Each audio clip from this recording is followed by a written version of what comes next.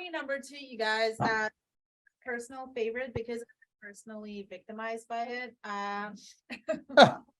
European Commission bans TikTok from employees' phones, citing cybersecurity threat. Now, I want you guys to note that Europe has actually acted a little behind of the United States, because federal employees, like I think a couple months ago, were asked to stop having TikTok on their phones. I actually recently heard about a large university in a state called Florida who have banned TikTok from any of their students using it on campus, which is so interesting. Is that legal?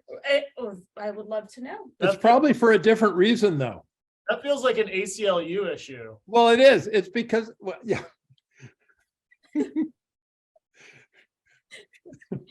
I feel like Paul has a lot of context here that he's refusing to share with us. That sounds, yeah. So okay. Here's the world we're in. ByteDance bought Musical.ly, a US company. All right. Oh. And the US allowed that to happen. Now, the US at the time didn't care, but turns out that Musical.ly was the next generation of social media that was going to take over. Now the US cares a lot because ByteDance is Chinese owned and operated, and China has access to incredible data from all of the interactions on TikTok. We've heard in the past, US soldiers at secret locations have been posting TikTok and disclosing secret locations. You can see the inside of army bases on TikTok. TikTok has a lot of information that I'm sure the Chinese government would like to have access to, and they're basically turning it over for free. Now, the same problems existed with Facebook, but Facebook is US based, right? But there's so much information that's just going onto Facebook that's classified or secret or should be classified. So like, yeah, we're banning TikTok, but like the cat's out of the bag. Like, Right. what are you gonna do? So Steve, let me just ask you, so if you think about the permissions and the access just in a handset, a mobile phone handset. So when you sign the user agreement for an Apple or an Android phone, you give Apple or Google permission to turn it on, record it, do anything they want anyway, right? Your iPhone now, even when it's off, Yeah, send out homing signals.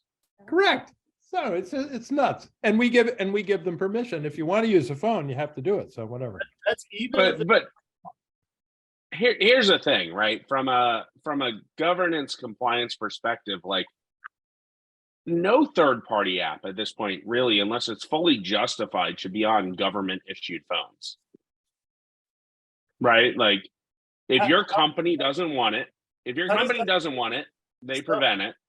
Yeah. If the government doesn't want it, it never should have been installed in the first place. Correct.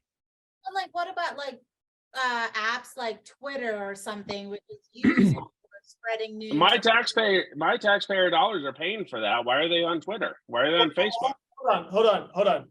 Government is business, and business uses a wide range of apps that are not approved by the IT department and not approved by government officials.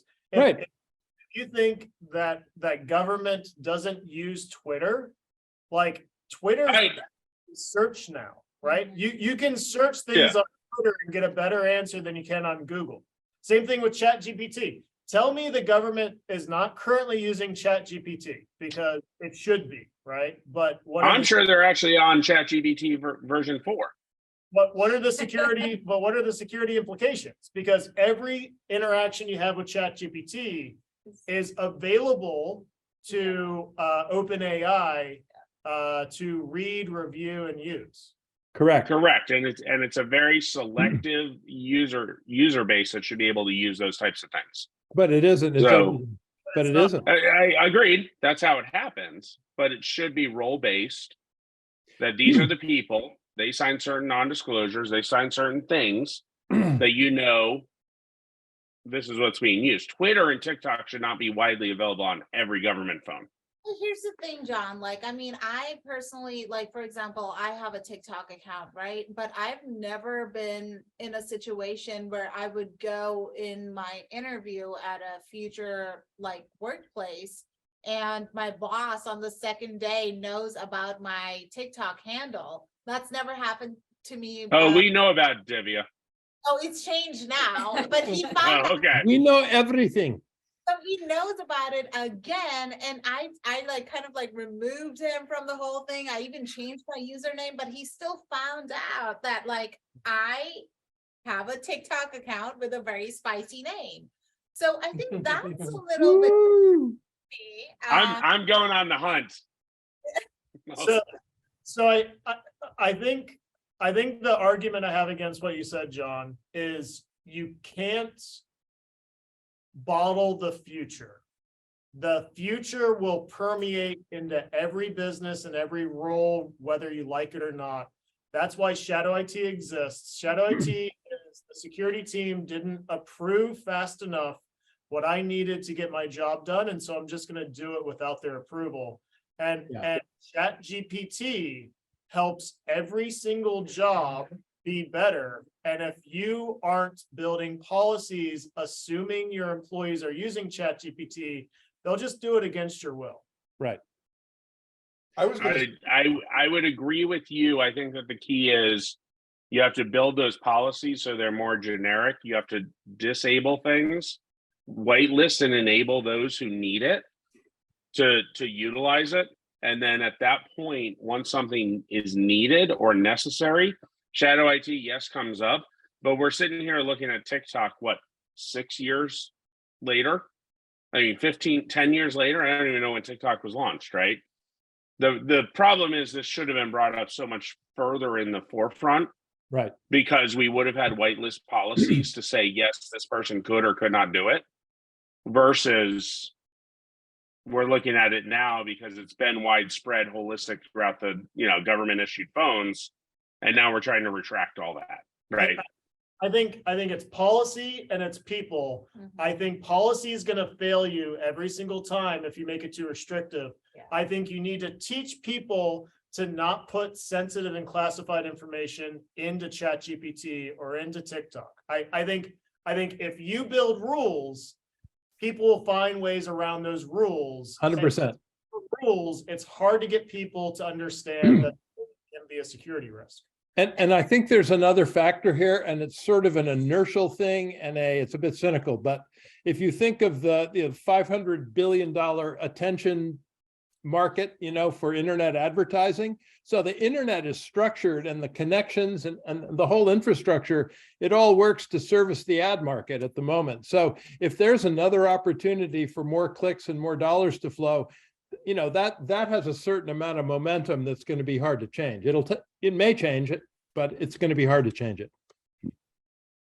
The only rebuttal I would give you on Steve about that is what you said to me was, if the policy is therefore broken, the policy is written and therefore broken, you can then address it then, as opposed to there was no policy to be broken.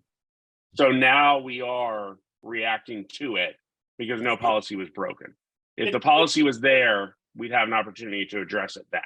Unless you're in a clean room that doesn't have access to the internet, it is disassociative with reality to assume your employees won't use the internet for their job. It's just, you're building policies assuming they're going to follow the policy when the internet's right there and available. Like, good luck.